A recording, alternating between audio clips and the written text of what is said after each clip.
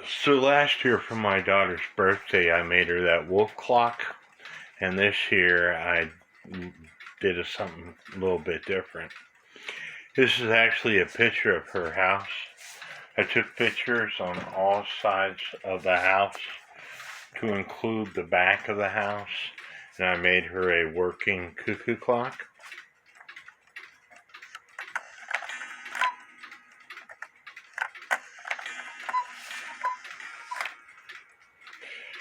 So, being she was born in December, I went ahead made it a little bit Christmassy with the ornaments out in front.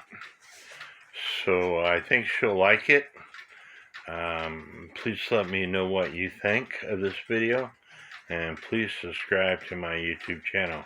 And God bless.